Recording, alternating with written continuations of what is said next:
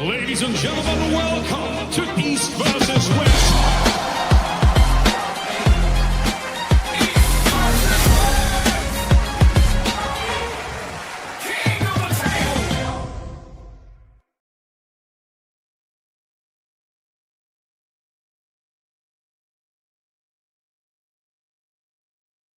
You guys hear me?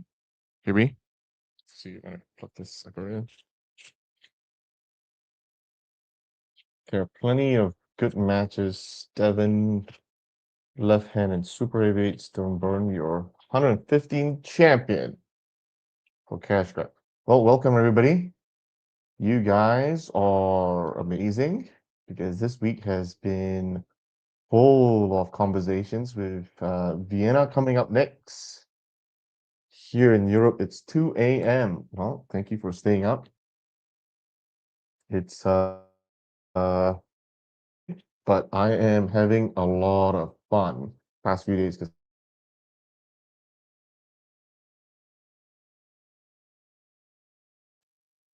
there we go. Slight lit. So Robert will be joining me in well, he'll be joining us shortly to get started anyway. We send him a link so he doesn't miss that. But so all the questions.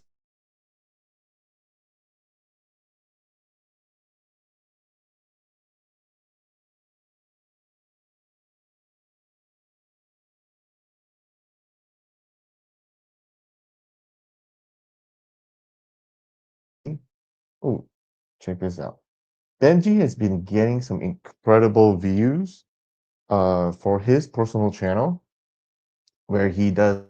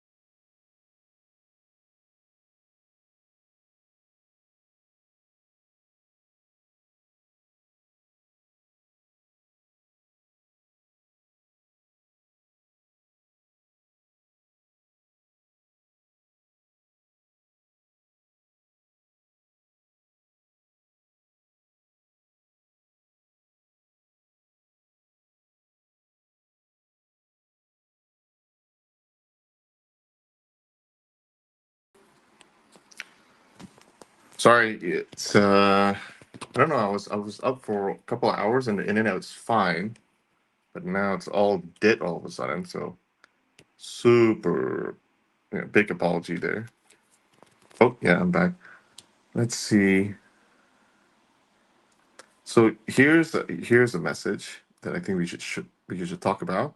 I can't believe the league would have the audacity to try to talk Devin into a weight cut if he is trying to focus on the open weight. He is a legend that bends over backward to help the league.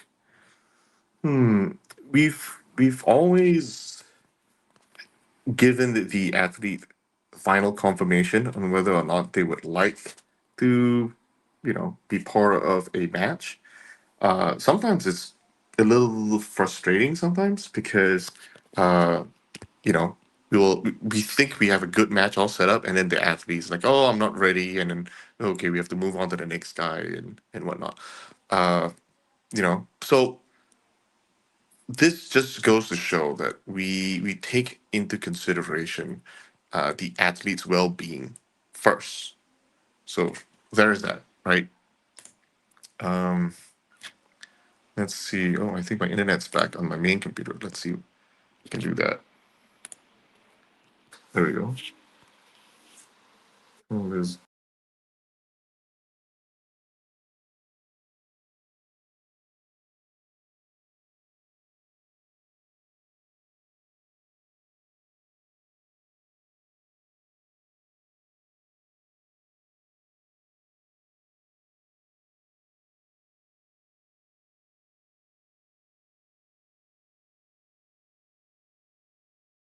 Apologize. It's kind of internet's kind of not the most stable here.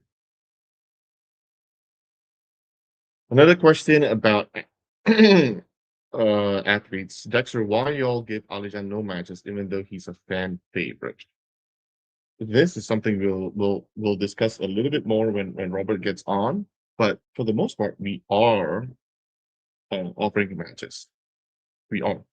So let's just hang tight and see where everything comes down to. But yes, we are offering him matches.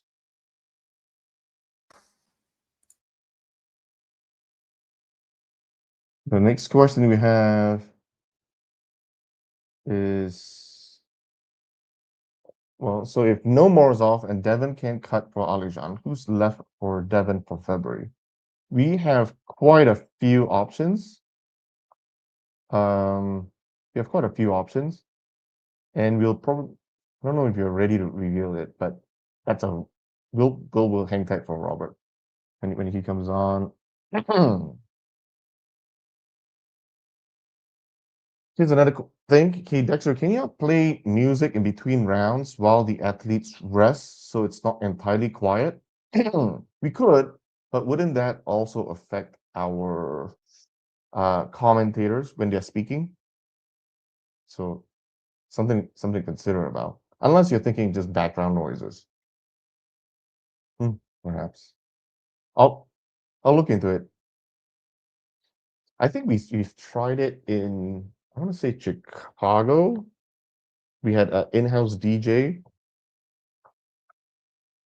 but we found him to be fairly expensive because usually whenever you bring a guy on, it's going to be over $1,000 plus easy, and then with all his equipment, it'll be several $1,000s just for that small segment. I need to think about the value of this person. So there's that component. Here's another recommendation by Gregors Knudsen.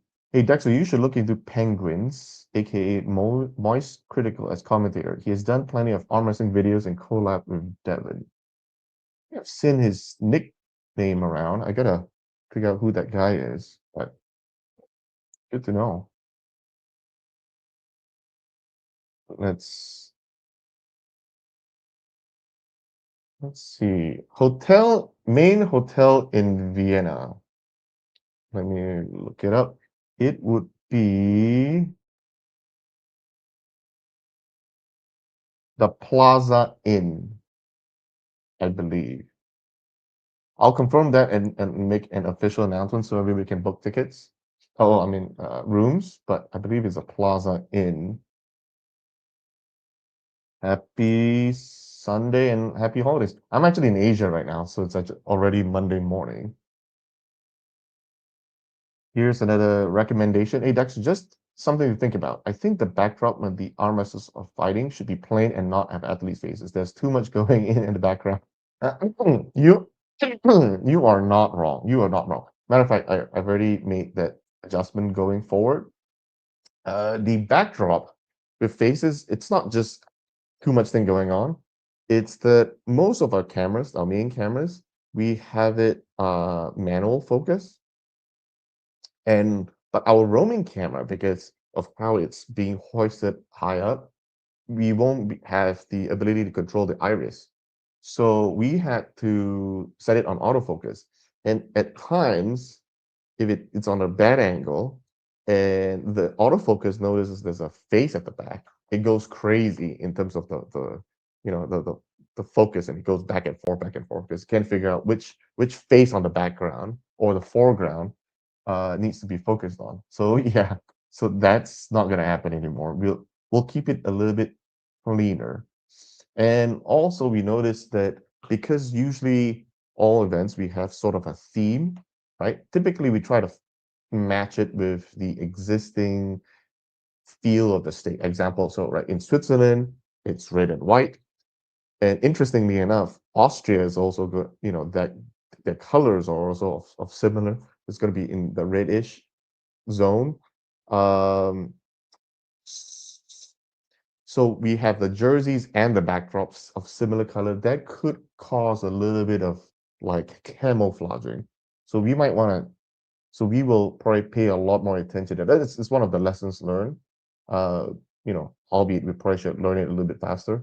But yeah, we're gonna make that slight change. Next we have another question. Why is Alijan claiming Devon is ducking Vitali and claiming he changed the date in his favor? I'm not, I don't know where he's getting his information from.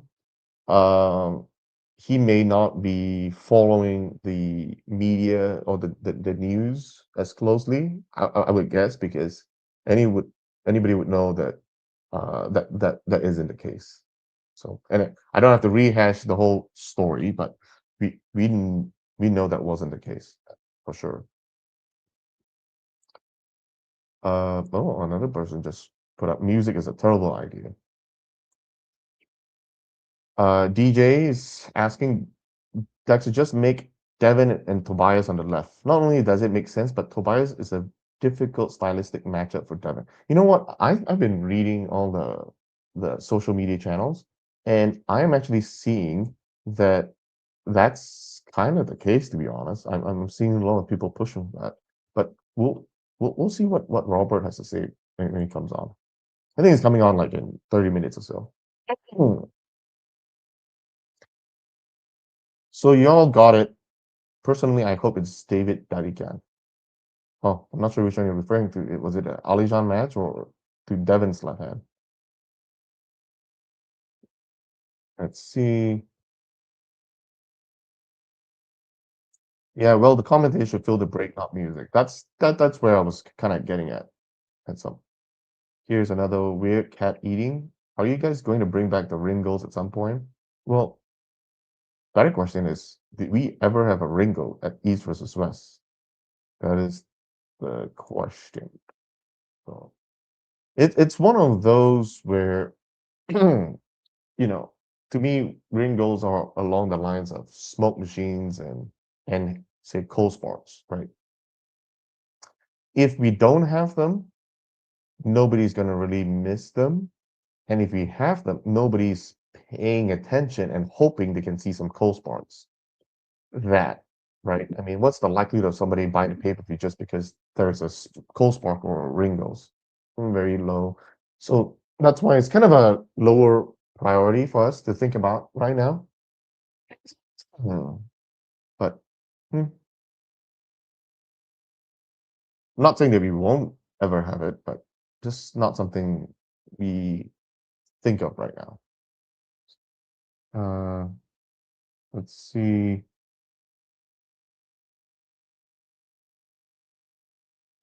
Hey, Dexter, what do you think of Aussie Armor's suggestion of only having 6 matches in February and make more profit? Well, here's the thing that I think everybody needs to kind of understand from an East versus West standpoint, or EVW sports, really, is it's not like everything else in business. You need to spend money to make money, right? Most of the time, right? Either through an investment, if you want to open a restaurant, you got to spend a lot of money building it out, training your employees, coming up with the menu and the recipes and whatnot, right? All those takes money.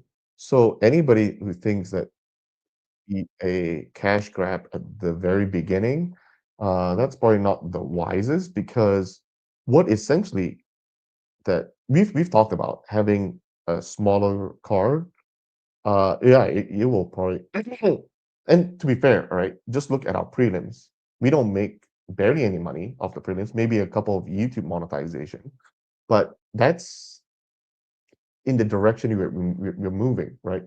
First, we need to have enough matches for a lot of content, okay? And content is good because that it showcases the world, all the new athletes, right? Second, if we don't have enough matches, then it's more difficult to fulfill athletes' contracts. And if you don't get athletes' contracts, then everybody is going to be scattered all over. And we're trying to consolidate where they have more opportunities to pull. Third, when you have more matches, now obviously it's a fine line. We're not going to put 20 matches and go on for 6 hours or something. But it's a fine line between giving people enough value for how much they're paying for pay-per-view, right? And not. So I could see that move to be viable if we have a broadcast deal, say like with Netflix or DAZN or Paramount, really, right? And then once they give us a fixed kind of like budget per event, then we could have, realistically speaking, we can have 12 events, we can have 15 events, we can have 24 events a year with a smaller card. Uh, you know, so but we are not quite there yet. And until we get there, we need to make sure that we give athletes enough matches. And so there's more and more content out there. So we are not really looking from a profitability standpoint right now. Obviously, it is our future that we want to be profitable. But right now we are, and sometimes to say that we're not profitable, and and it might sound really scary, but our goal is, if everything costs us, I don't know, example, $1,000 to set up and everything, our goal is to be about break evens, right? So about, and then when we say we lose money, maybe it's because, if our cost is $1,000, we were maybe $950 in revenue. So we lose a little bit, right? So that it's along those lines. We kind of project them so that we don't lose too much money, and so it's at least a sustainable process until we grow the sport, until the economy gets back up. But it's usually along those lines. No sense in trying to do a quick cash grab, like some people would think. And so profit is not really on our main focus right now. Our main focus is growth.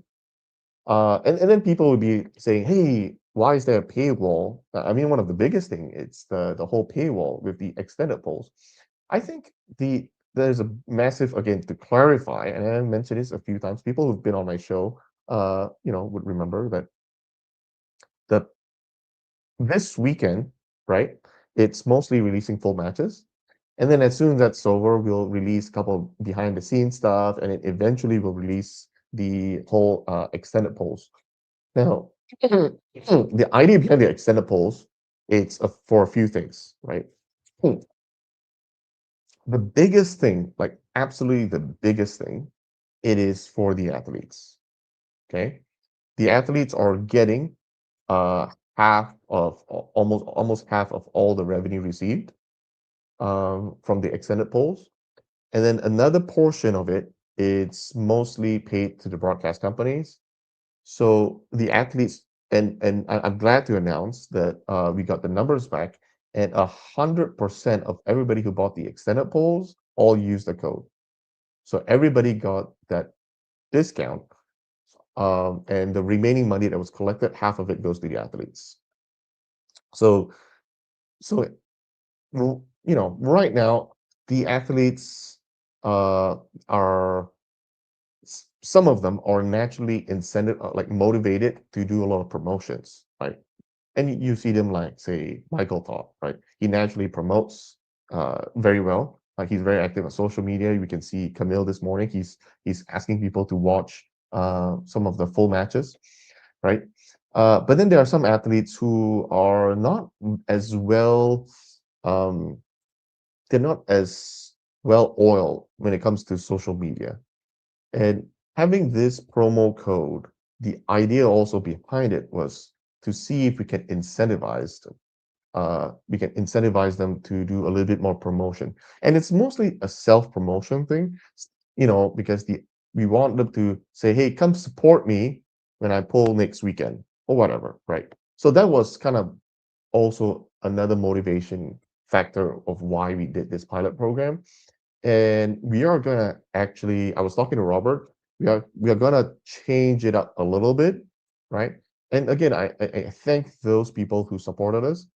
It's mostly trying to give more value to our viewers. So here's a new thing that we are probably going to come up with. All we're going to see the schedule, but it's very likely in Vienna before our main event. We are going to section off the extended pass to also include people who are in the day before finals. So all the finalists will now be on the extended pay-per-view pass. Uh, Again, athletes, and this time I'm opening it up to content creators. So if any of you big content creators would like to reach out to me and work out a deal, I will send you some paperwork and get you listed on to have your own code for Vienna. Yeah, because again, and all this is still, work in process. If you guys have any ideas, happy to, to listen to them. Now, the one other thing that we are also making a slight change is that going and I know this was a little, I don't know where that whole confusion came from, but I'm gonna make that change. It's all annual pass holders have the all the extended add-ons for 2026 included in the price as well. So just throwing it out there. We've also reduced the price by $10. So it's, I believe, $129 and change for all 8 events and all add-ons. So that's and and so I hope people really understand that we're only getting a couple of dollars because the rest goes to the athletes or the broadcast companies. And the couple of dollars that we get is used to pay for the labor and manpower to have sort of an extended day, really. Um, because now they're broadcasting a little, a couple hours longer.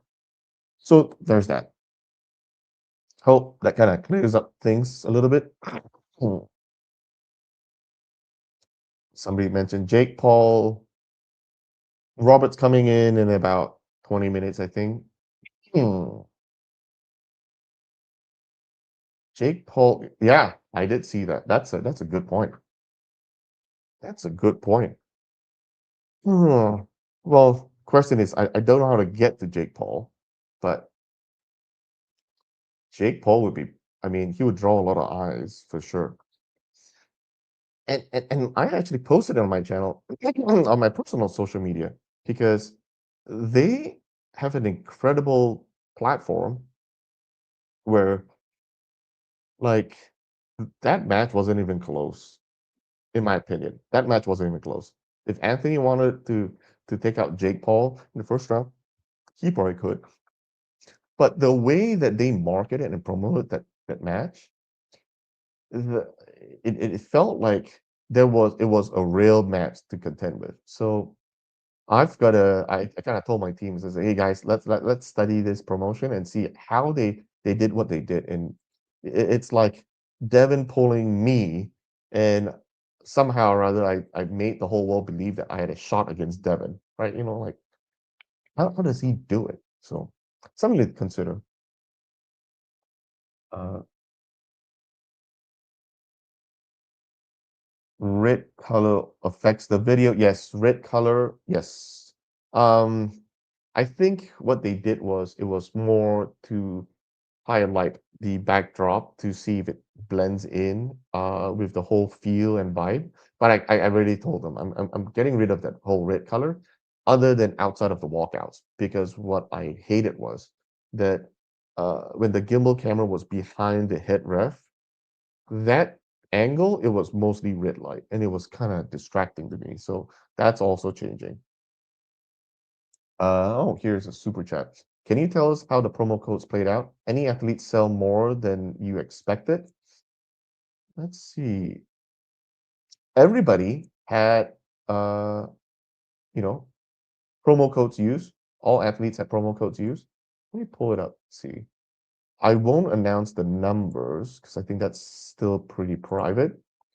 But let's see who surprised me the most. I mean, everybody should know that the biggest promo code purchaser, it's probably the highest, with the highest number of subscribers. It's Michael. So that one wasn't very surprising. But in terms of looking at everything, um, it's not super surprising, honestly. It's not super surprising.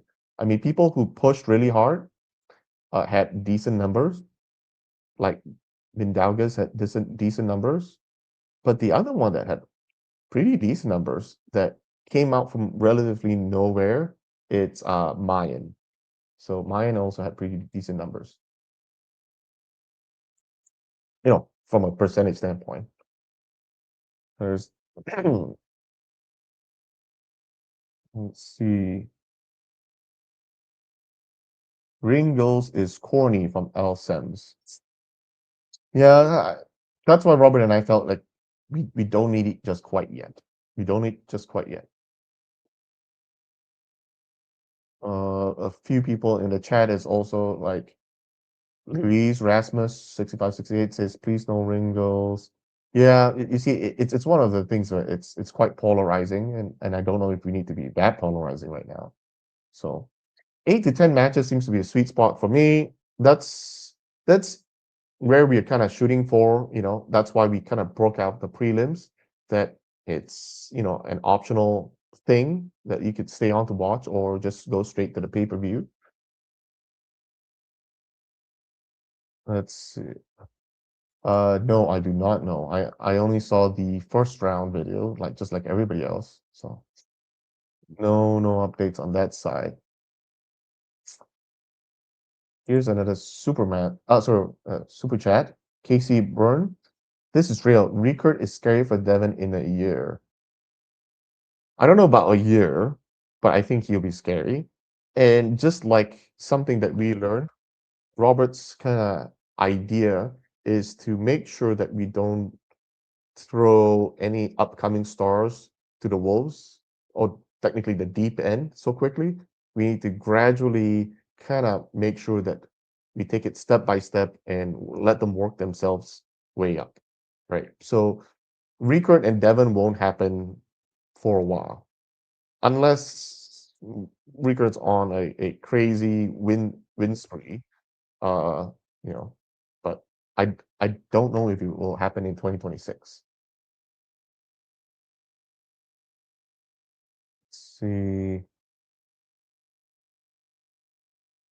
if you release Devon versus Zurinov after poll the day after the event, it will probably gotten 400, 500 views by now. Now, again, then it's kind of a balance, right? I mean, if we release let's take it one step further. Let's release the main pay-per-view the hour after.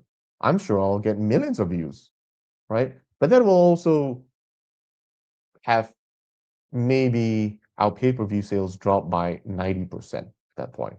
You see what I'm saying? So that there is a balance between releasing it too quickly and also releasing it or never releasing it, right? So we are releasing everything. It's just it will take a little bit of time. Right now, our main thing is to edit all our full match videos, and it's not quite as simple as just cutting the two ends off. We have to make minor adjustments, such as YouTube.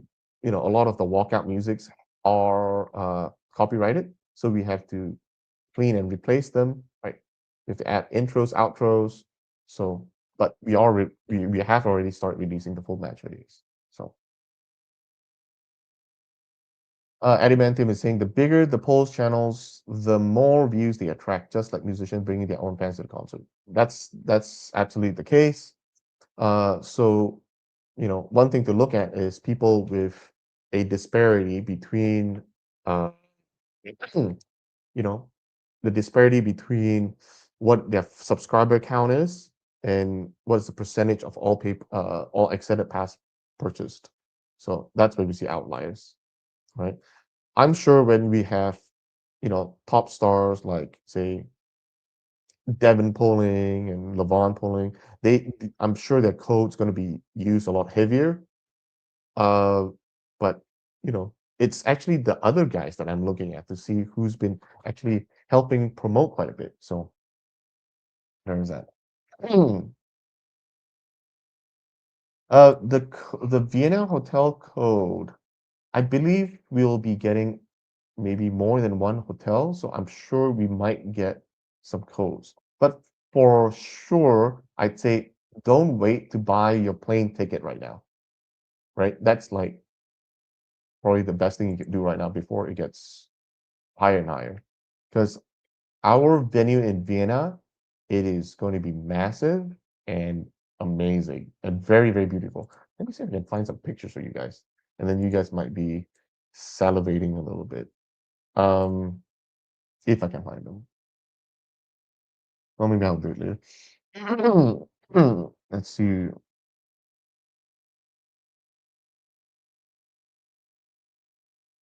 How much how much to meet the athletes? So we'll probably have VIP tickets that will, and this time we're bundling it with the hotels. So you'll get, I think, 2 nights stay. And the idea is for VIPs, we can guarantee you a meet and greet with the athletes. For everybody else, we can't guarantee it.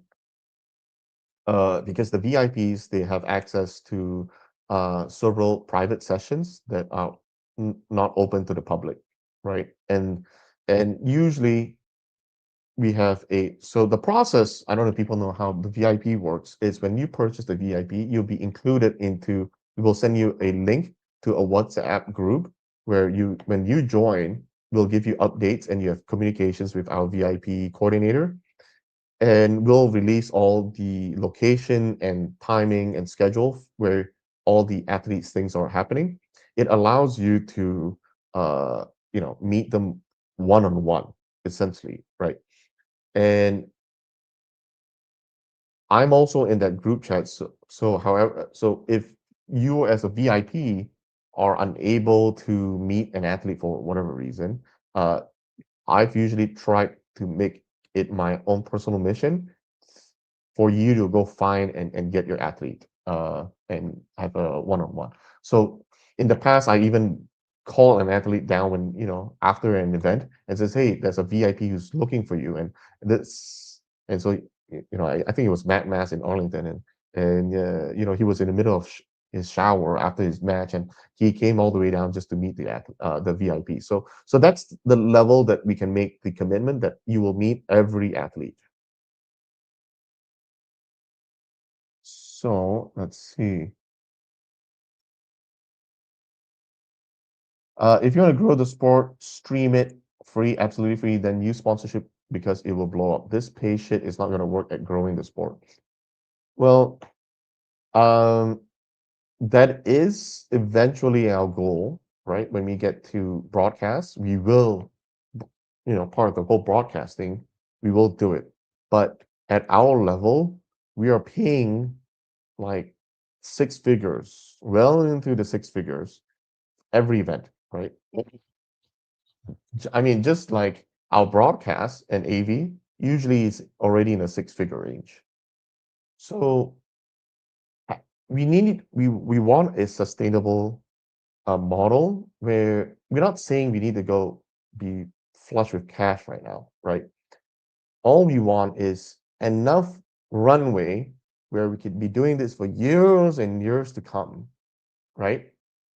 And still put on a good show. If we do it for free within a year or two, that's we might be out of business because it's not a sustainable process. You see what I'm saying? So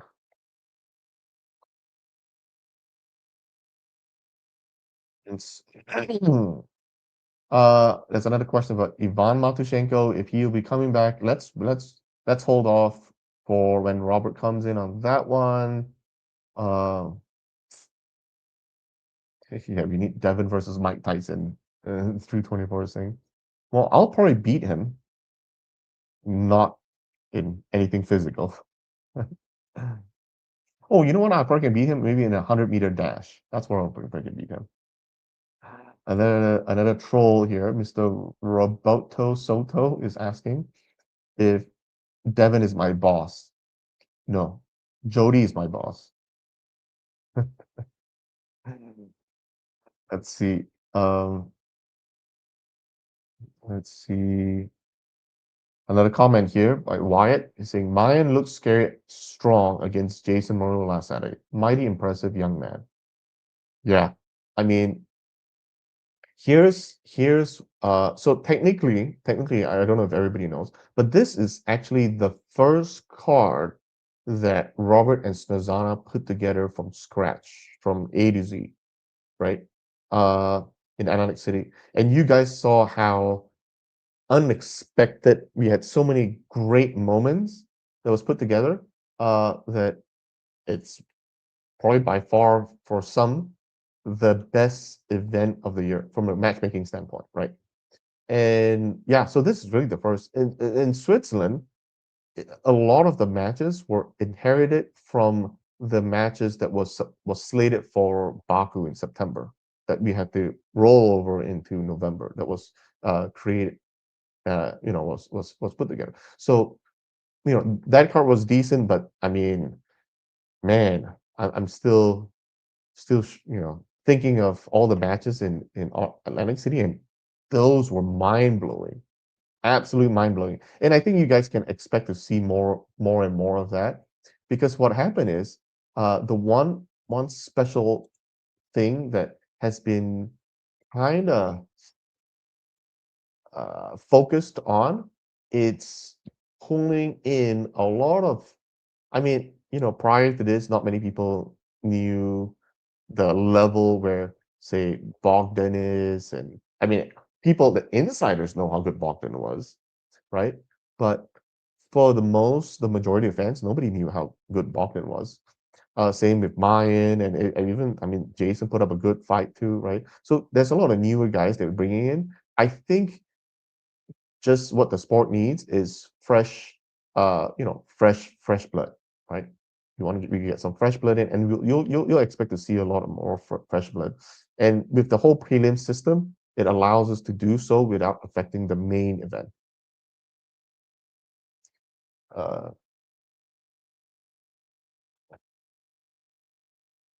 let's see. Houdini Sports asks, not sure if this was mentioned, but EV21, there were a couple of times athlete photos was shown incorrectly in the poll. Yeah, there was one match that was incorrectly shown. I addressed it last week. Massive embarrassment, obviously. But we will make sure we do better, and we don't want to make last minute changes too. So, and I think that was the downfall. You have to be a little bit more careful of making last minute changes. So let's see.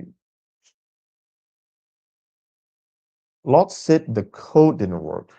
I think I probably have to clarify that the code only works for the extended pass, not for the main pay-per-view pass.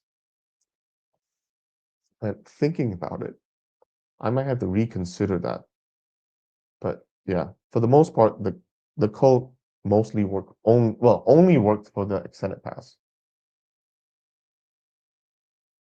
Um, let's see. Yeah, let's Samusha and his title. Yes, we'll address that in a second when Robert comes on. And Robert should be coming on any moment now. Let's see. Svetan, yeah, Robert, yeah, sorry. Sir Bigel is asking any news on Master Svetan Gashevsky, I think. Robert's working to lobby to get him back on East versus West because I mean he's in his I think early 50s and he's primed to come back on the main stage. So I know Robert's working really hard to get him back in. During match introductions, what about showing the athletes' EVW card wins and losses as well as the current rankings? That's a good one. That's a really, really good one. We've talked about that. Uh, I think maybe we can start soon. We can start soon. And the reason why I hesitated to pull this off, well, to put this into action, is because, uh, well, a lot of our athletes have pulled less than 5 times, and so their record on screen would look pretty weak. Uh, you know, because it will just show, say, you know, 0-0, or like say Ayane Takenaka, right? Her record would be 0-1, and then Victoria would be 0-0, right? Something like that doesn't look very appealing on screen. So until some of the athletes really have more appearances on East versus West or King of the Table, then it might look a little bit better, right? So there is that to consider, really.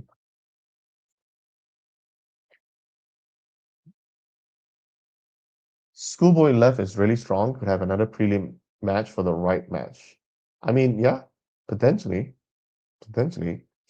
I mean, he showed that he could handle even Devon himself. So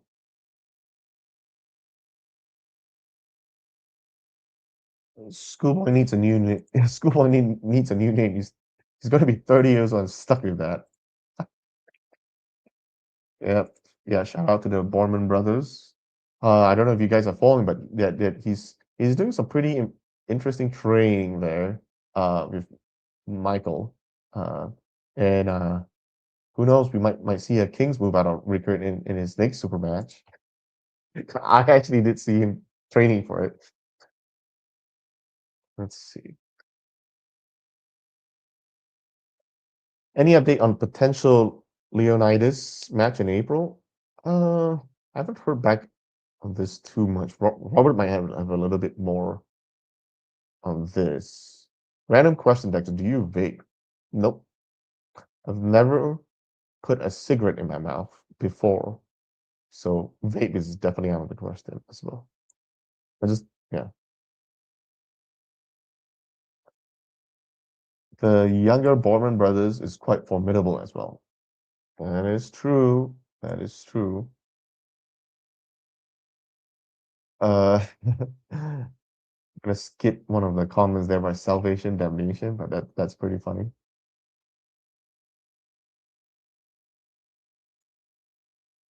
Paleantic at 85. Ooh, you might be onto something, buddy. You might be just onto something. Al Sims have an idea here. He says you should be cutting and editing stylized shorts of the pay-per-view, dropping those throughout as teasers for the full releases of the pay-per-view right before the next pay-per-view.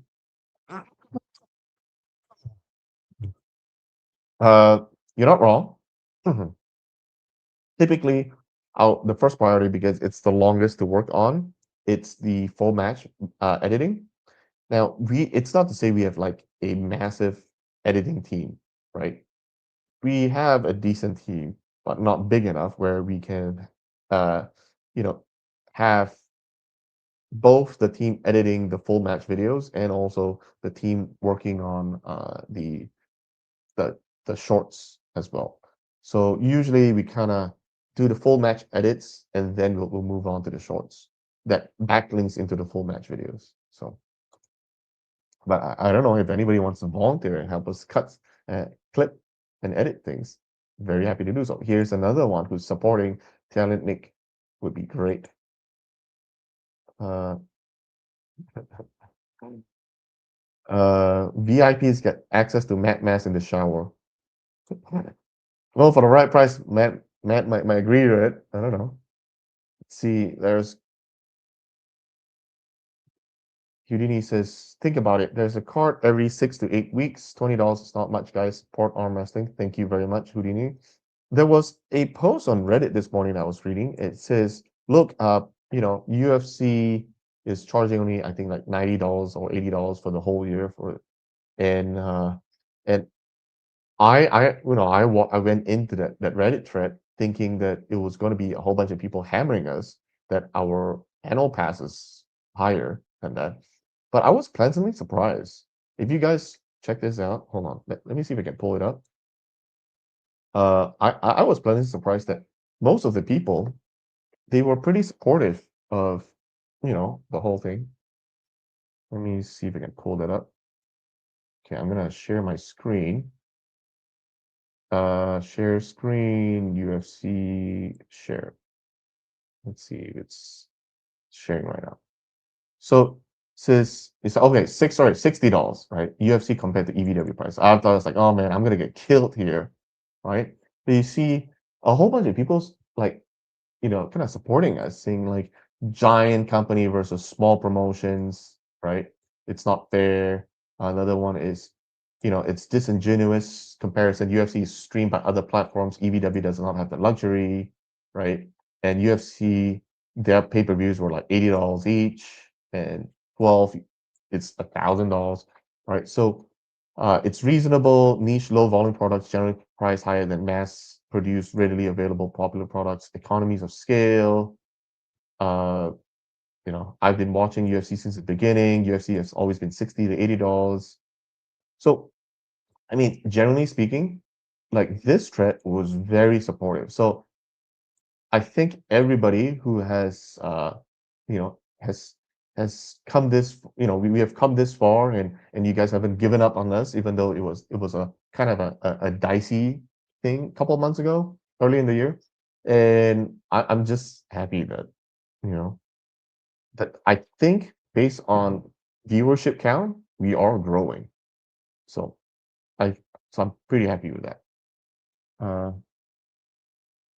I have not chosen my match yet, and the reason is there's no reason for me to choose my match yet, because all the match set by Robert and Snezana has been fantastic. I mean, just look at Atlantic City. It's been extremely entertaining. A lot of close matches. Even the ones that were in a blowout weren't really a blowout, right? So no reason to pull out that thing yet. Haven't really found a need to do so. Maybe I'll never need to use it, but just throwing it out there. Can the prelims be on the website stream, or is it too hard to do both? During our watch party, it was hard to switch over. No, I believe the prelims was on the pay-per-view and on YouTube as well. And I apologize if I didn't make it clearer, but it was on both.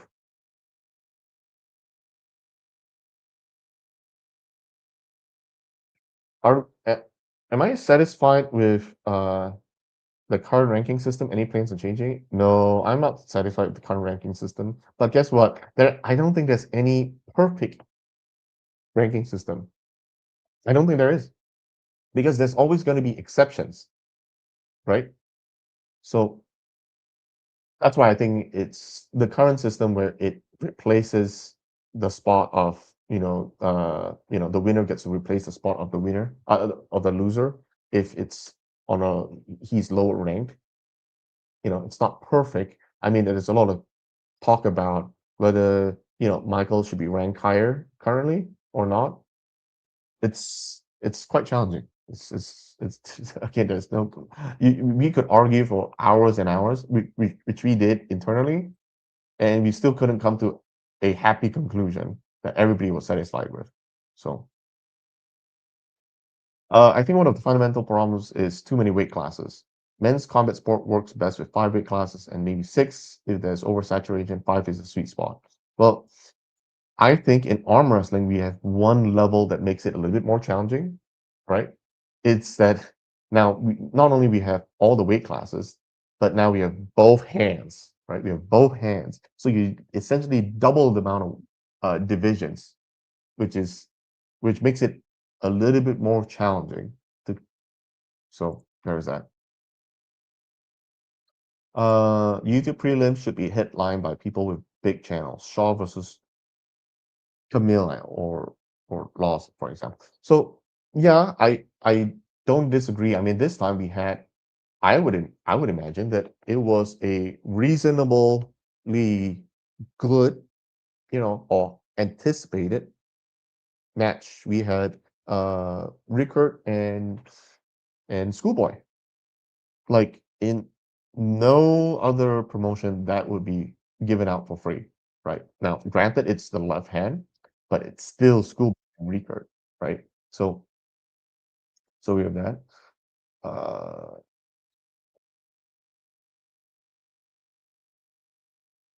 let's see. Okay, Robert's joined in. He's getting his camera all set up. So we'll give him another couple seconds to get going before we put him on. Uh, Devin versus Schoolboy. Somebody's mentioning MC, but Devin would destroy Schoolboy. Devin had been pulling like 30 hours and was deathly sick. Fair, fair. That's. I mean,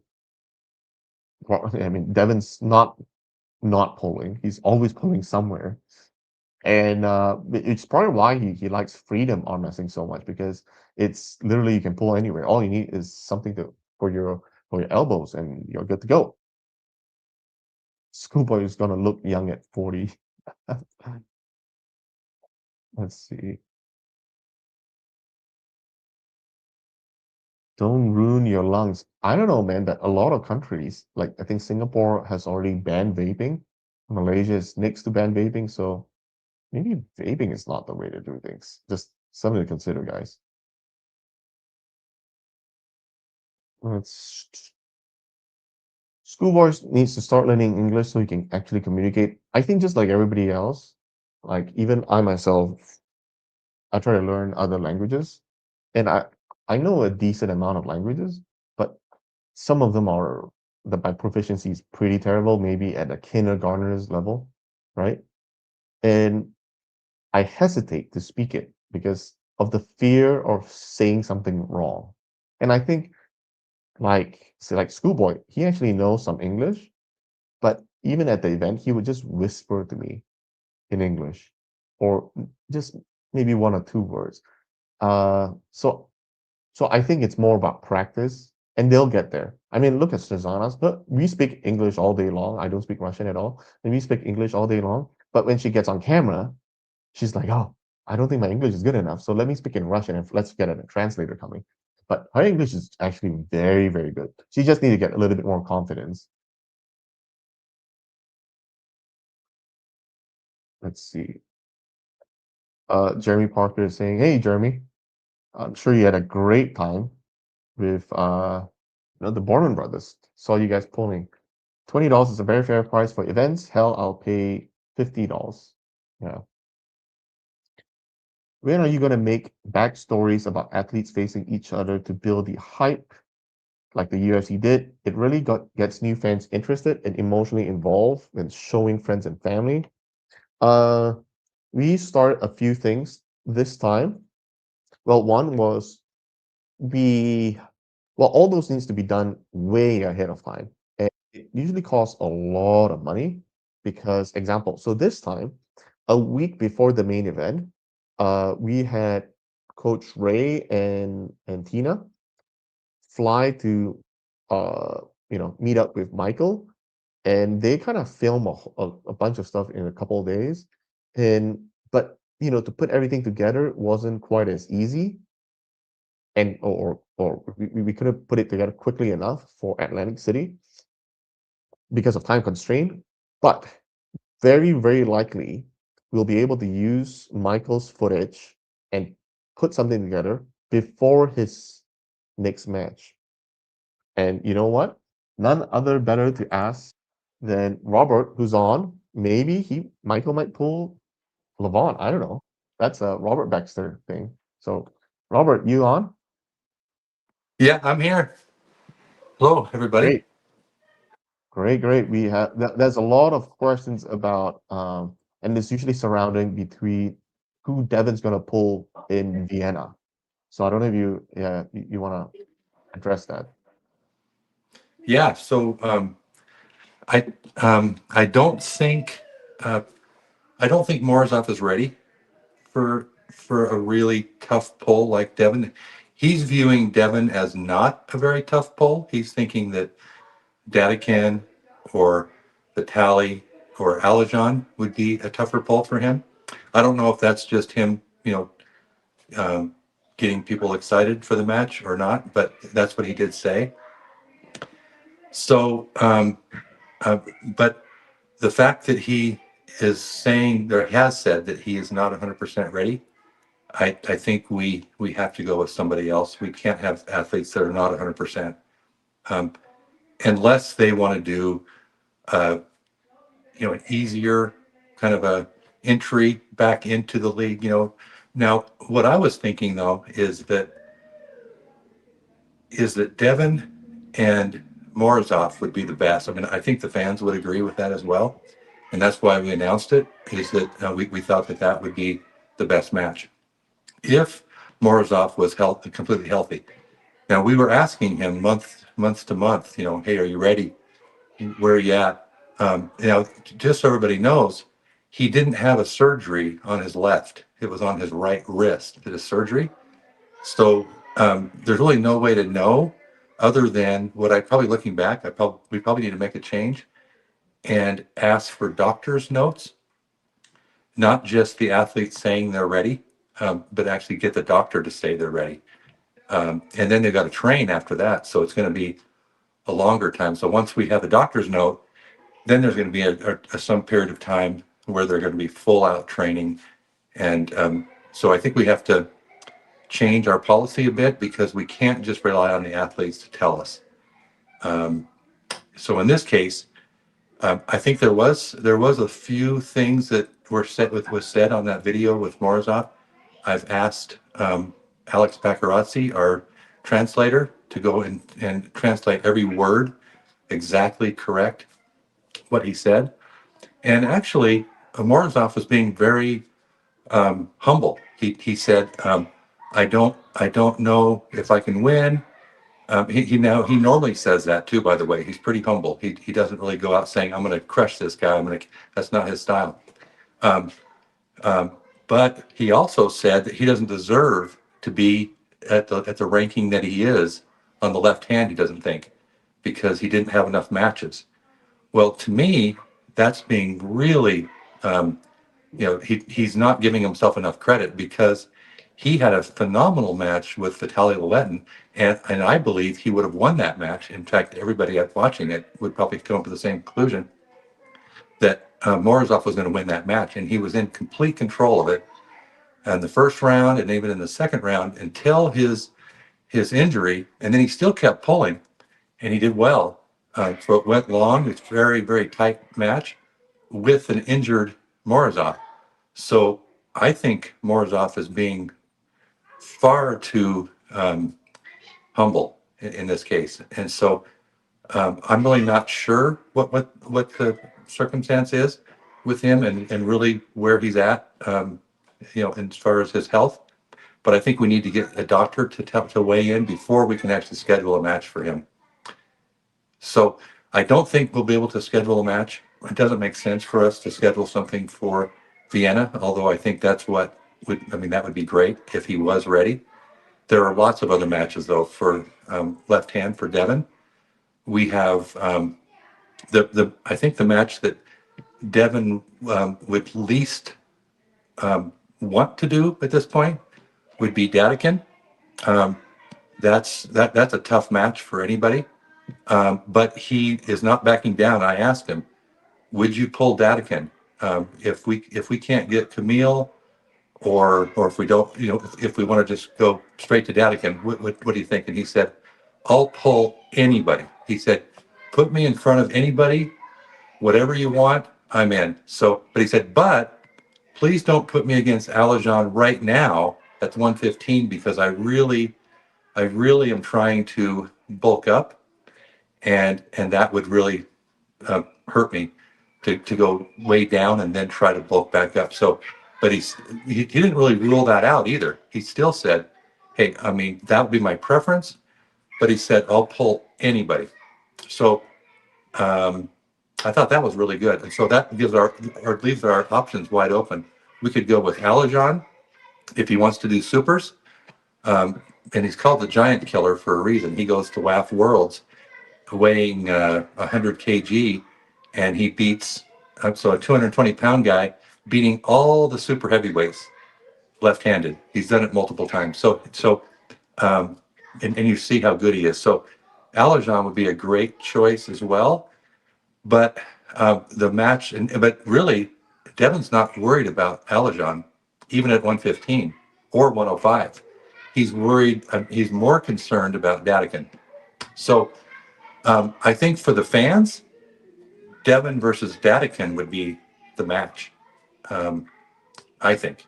So we're going to go from there, but I think we have to rule Morozov out now. Of course, he's a contracted athlete. We're going to give him the matches as fast as we can, and as soon as we know he's 100%, or as soon as we can get him going, maybe ease him into it. Don't throw him to Devin, even though he said he's not concerned with Devin at all. He's concerned with Alajon and Dadikin. So that's where we're at with Morozov. That's good. I mean, the comments are saying that say Houdini is saying looks like Morozov still needs to heal up. And matter of fact, Robert, people are saying that your Adamantium is saying Dadikan beats Devin left, just like what everybody is saying. It's kind of scary. We also have Robert, many people are actually thinking that Dadikan beats Devin. And these guys are like 100% Devon's fans too, so that might be a match to put up. No, I mean, that would be a very tough match for Devin, no question about it. The thing is Devon's not afraid to lose either. So I mean, like he will go at it 100%. We have a lot of warriors like that. Paul Lynn also, after his loss with Bogdan Stoika, I asked him, hey, we want to kind of bring you back, kind of build you back up. And he said, hey, put me in front of anybody. I will fight anybody. I mean, and that's always his attitude. It's just a warrior spirit. And that's the way many of our guys are. Rickard Boardman said the same thing. I have to tone him down. He wants to go full bore right at it. I mean, he wants to go Jerry Cataret. I'm like, wow. I don't think that's probably a good idea right now for you.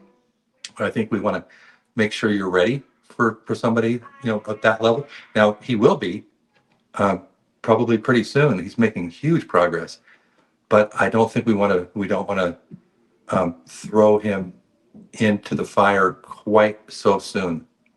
But I mean, we'll give him very tough matches, but he's ready for whoever. And we have a lot of athletes like that. So it's great to be working with these champions. It's a real honor to actually have the best in the world that we're representing. And I think our job, you and me, Dexter, is to build up, these athletes and take the focus away from us and put it onto the athletes, because they are so deserving. They are really the best in the entire world. And they have so much to their potential is so great. Morozov, for example, he's a true champion as well. He's the future of our sport. He's 26 years old, which explains some of the things that he says. He's just not been around enough. He doesn't really know how to present exactly. But we have a lot of work to do. So I put that on me for not having proper training, on how to address things. And if you're not ready, let us know. Like, hey, I'm not quite ready. I really want a match. Well, we'll give you a match that's easier, in the future, or as soon as we can, as soon as we know that you're healthy. But I think we just have to communicate. I have to communicate better with the athletes so that they know what they should do, what they can't, and they know they're supported.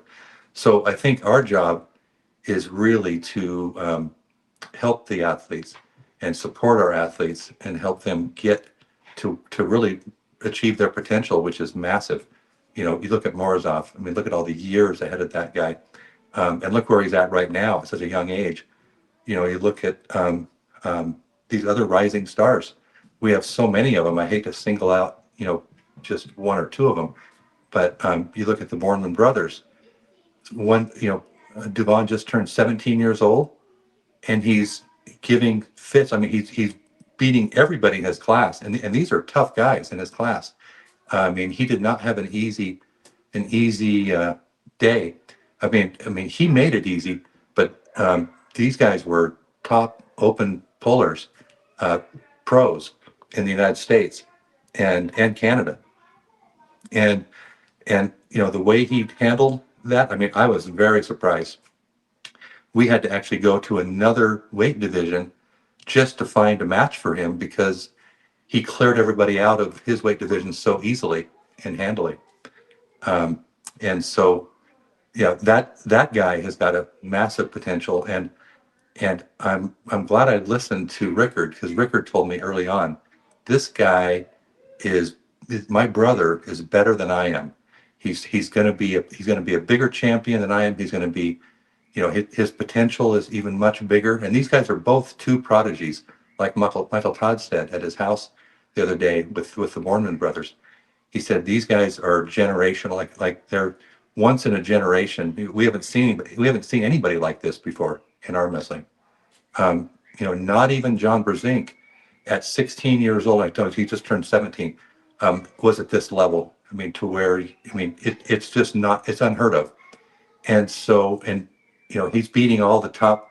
You know, Devon's beating all the top super heavyweight pros in South Africa. Big, huge guys, and going right through the class. This was at 100 kg earlier this year when he was 16 and much lighter, and beating the best super heavies in South Africa that are very good arm wrestlers, 350-pound dudes, 320-pound guys, and they're taking his hand. Now, he took everybody's hand at this, you know, so you can tell how good Devon's hand is. He took Porkchop's hand. He took everybody's hand in his class in the tournament the day before the Atlantic City main event. But yet he's getting his hand taken by these South African giants and still finding a way to win. And so this guy is really, truly has got a huge future with us.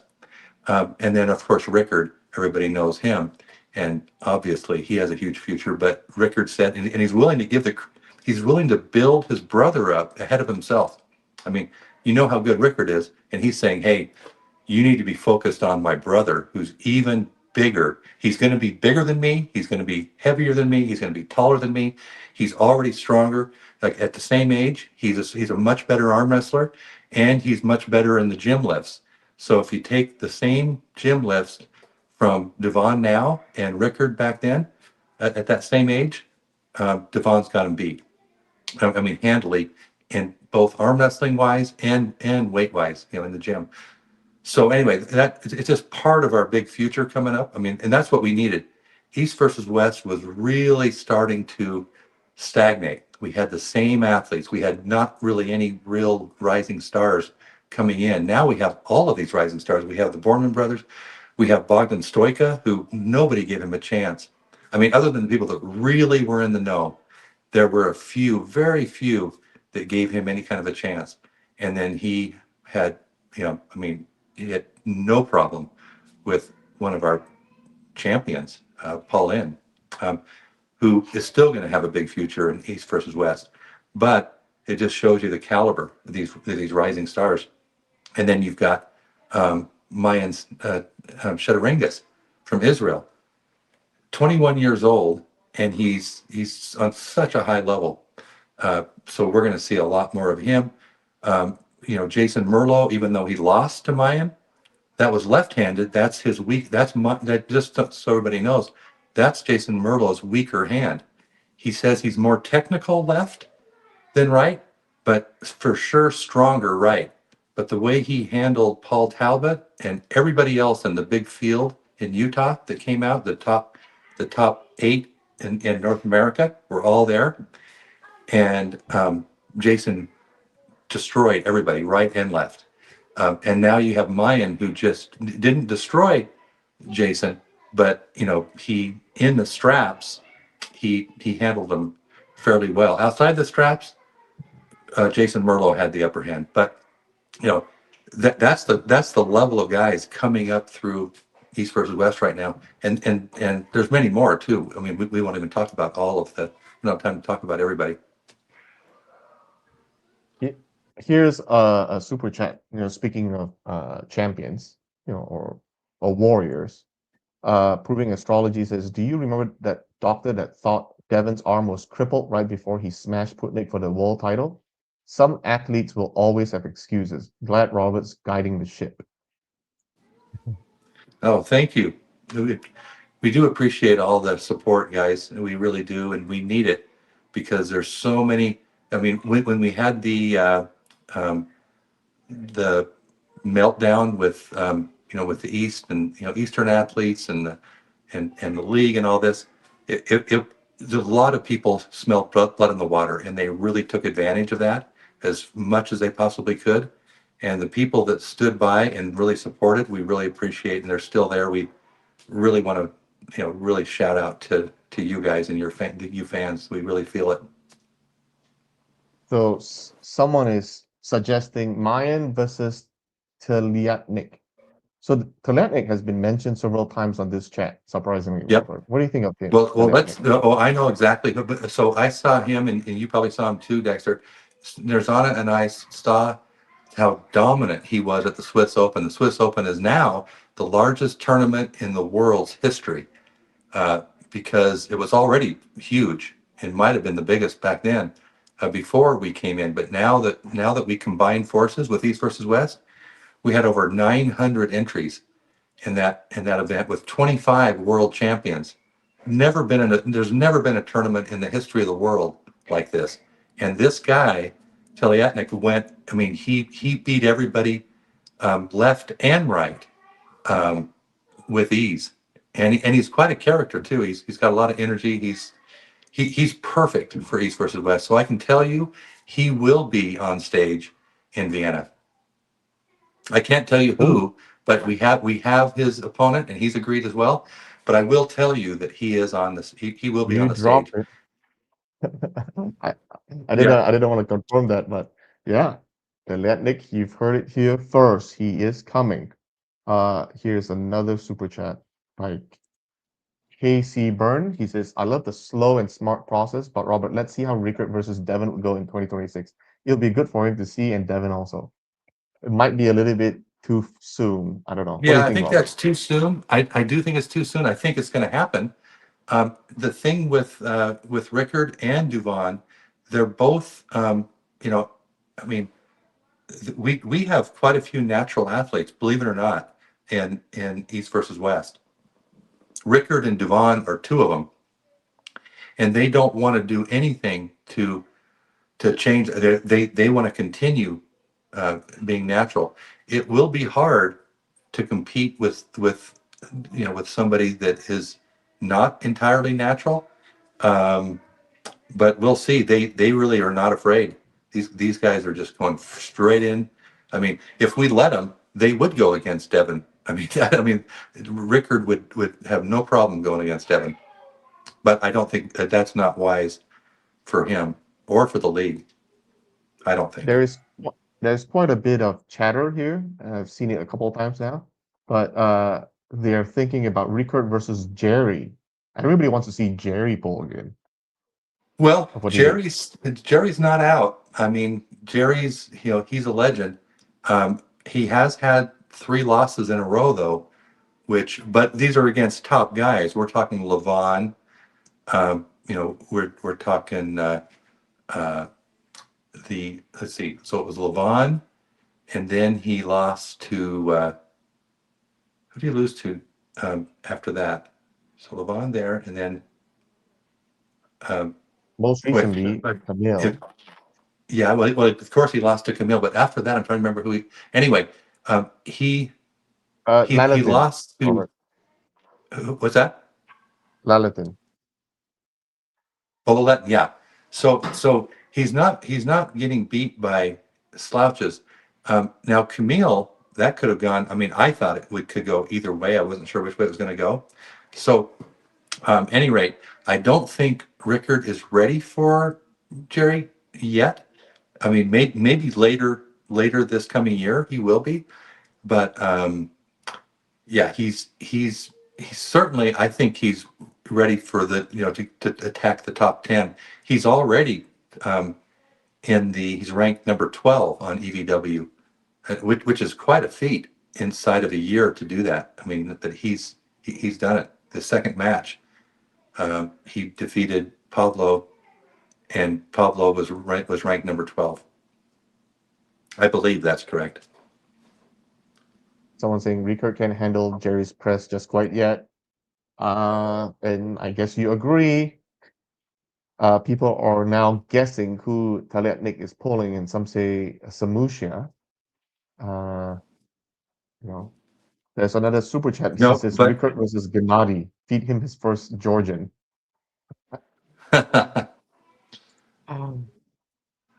Mm, yeah, I so then I here's don't another think follow-up so. question. What is Jerry's future right now?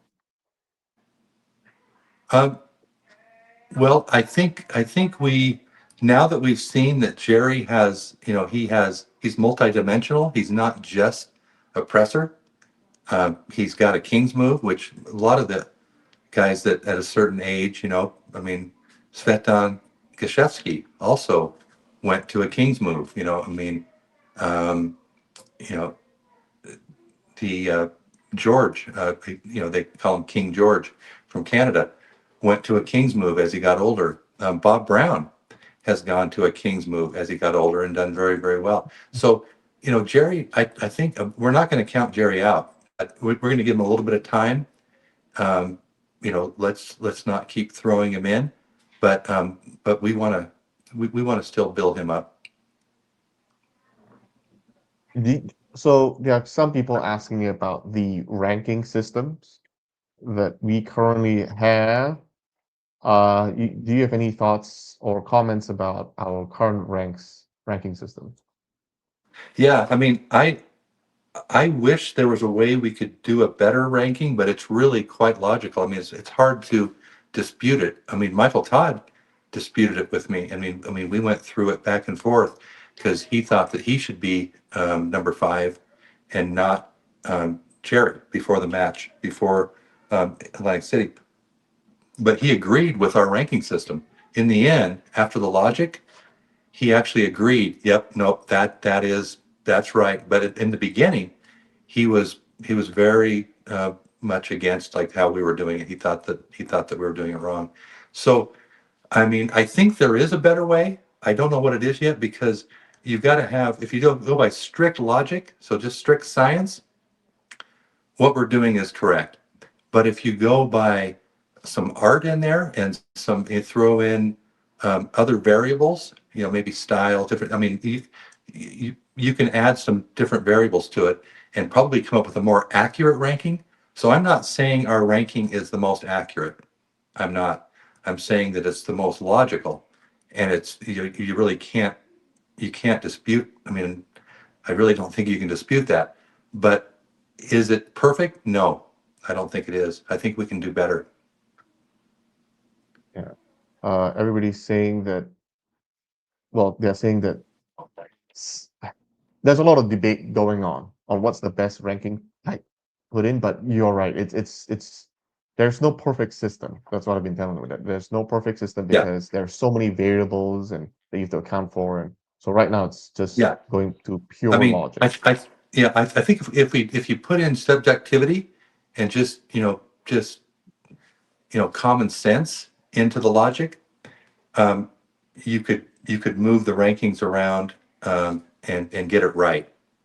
But then it I hate to use too much subjectivity when we have the science.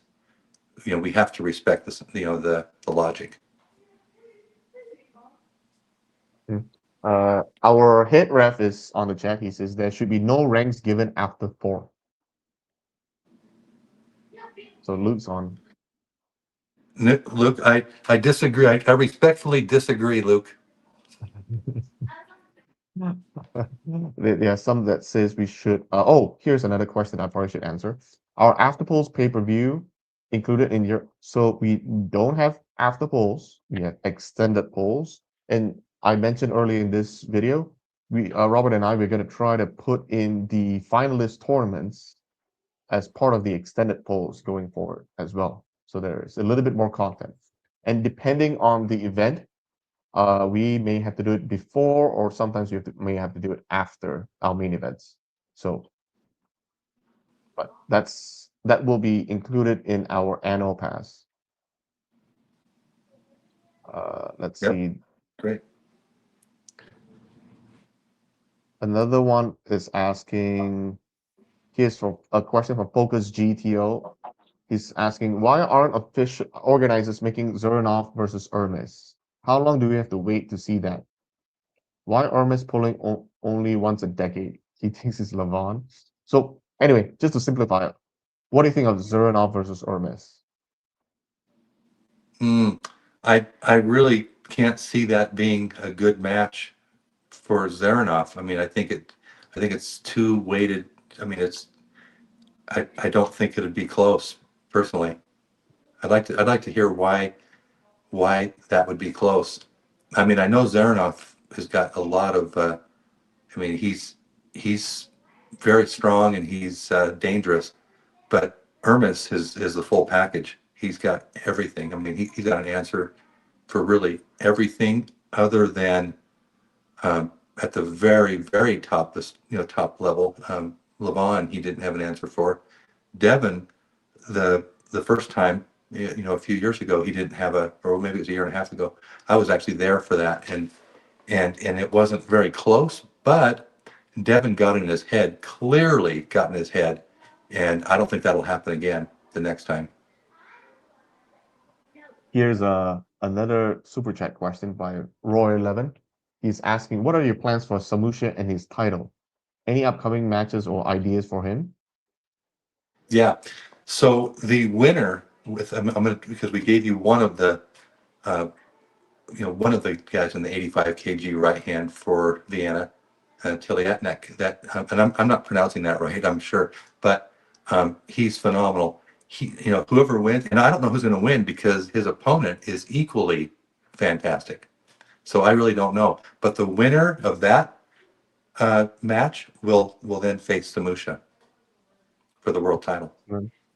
Also, our head ref, Luke, is saying that it's okay, Robert, you're allowed to be wrong.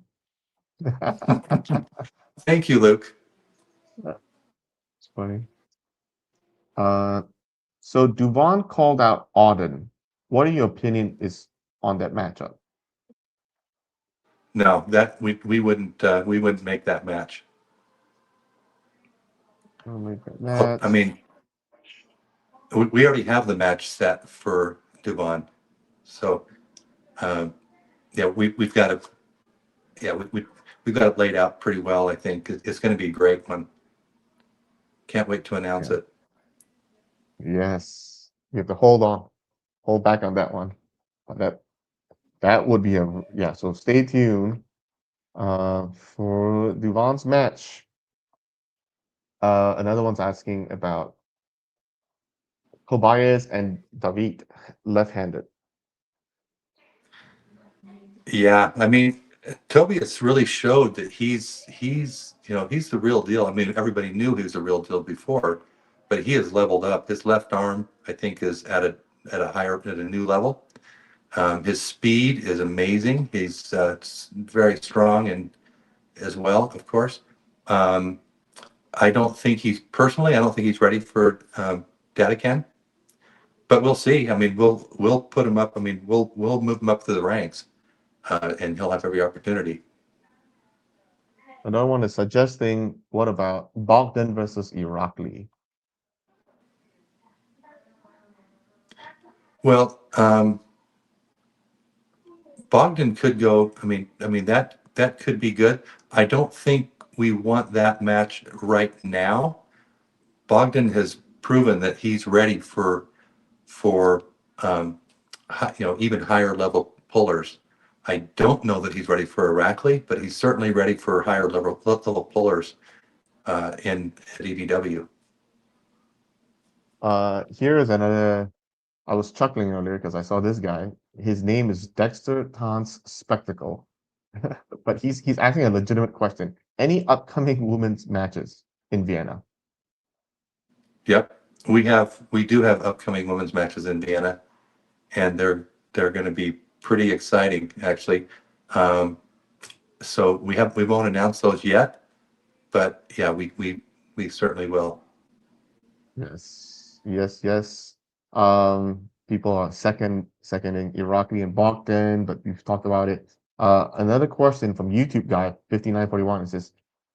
Basically, his question is asking about will the matchmakers schedule matches further in advance?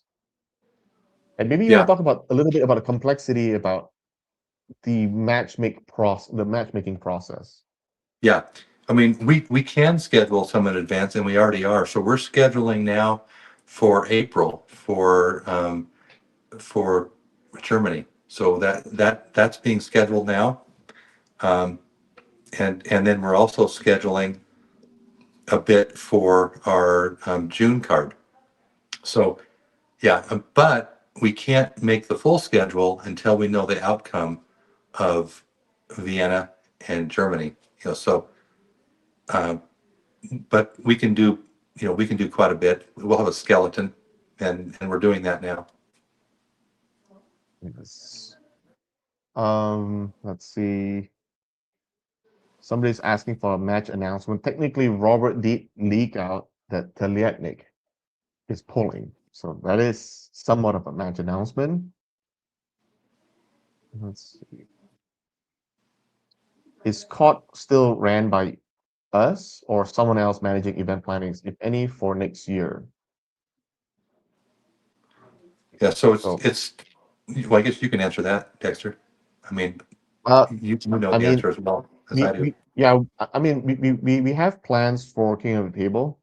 Nothing's finalized yet, but when we do, we'll make that announcement. But for now, it is still ran by us. A lot of people are talking about Zuranovs and his top roll against Michael Todd.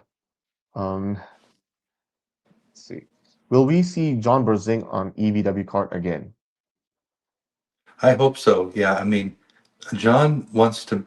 He's playing a little. He's been a little slow to come back. He had his back surgery in April, and it's going. He said it went pretty well, uh, but he wants to kind of just lay low a little bit, and so we definitely want him back, and it's just a matter of if John is ready, and if he's got the desire. Here's another one. People, this Focus GTO is asking, GT official is asking, could we just ignore the belt and just have Alijan and Devon pull in the super heavies? Yeah, that is an option. Um, we can do that, and I think the best option though is Datakin versus Devon. Another another guy is asking, Fia versus Jocelyn, would it be a good match or the weight difference be too much? Well, the weight It- difference would be a big factor. I don't know that Jocelyn's ready for FIA yet, even at the big weight difference. Um, she could be. I mean, that would be close. I'm not sure. I would have to think that giving Jocelyn a little bit more time. I mean, she's still building, um, and I think let's maybe keep her. I mean, I think she's ready. She's going to be ready for Egla. She was very close with Egla in May at Cup 14. Um, that would be a good rematch now that Jocelyn is getting stronger. I mean, she's continuing to rise, of course, being young and new to the sport. Um, that would be good. Thea, is also a world champ, a little bit lighter. Yeah, I mean, Jocelyn might be ready right now for Fia. There's a few talking about Yoshi versus Nugo as well. What do you think of that? So I missed that. So Nugo versus who? Yoshi? Yoshi. Yeah. Yeah.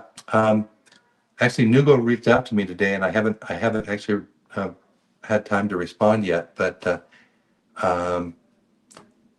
I don't know that without a press, I don't know. I mean, unless you're much stronger than Nugo, without a press, it's going to be really difficult to beat that guy, in my opinion. And maybe we'll take just a few more questions and we'll call it.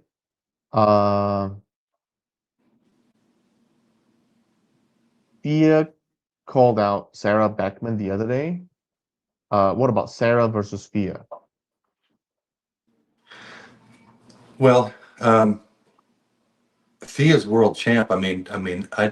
And Sarah's been injured, and now, and now I would have to say, let's get a doctor's note. Let's really know that she's, that she's healthy, and that she's got time to train and get back up to where she was. She would have to, in my opinion, she'd have to be stronger than she was before her injury to really make a good match with Thea. It's fun. That's I mean, like this is a clear indicator that we are learning, uh, from some of the missteps like this. So yeah, I think Robert's not wrong. We will, anytime somebody's coming from an injury, it's best to get a doctor's notes. So I think, Robert, many people enjoyed this having you on. Maybe let's do it more often. Let's do it more on Yeah, a love more to. regular basis. So come with all the questions on athletes and whatnot. But it's over 90 minutes now, and we don't want to go too long, else nobody will watch it at all. But okay, one last question. Someone's asking about Dave Shafee. When is he polling and who? Dave Any plans Shafee, for the champion? yeah. So Dave Chafee is pulling for the title, and so I guess that's a leak too. I mean, I better be careful. So I can't tell you when he's pulling, but he is pulling, and he's already agreed, and so is his opponent. So we're that's happening. That will be happening. We, yeah, let's maybe meet about the same time next week, and we'll call it, keep on pulling. Thanks, Robert. Thanks for coming on and answering all the questions. Yeah, thank you, Dexter. Thanks, everybody. Thanks. Appreciate it. This is fun. Take care.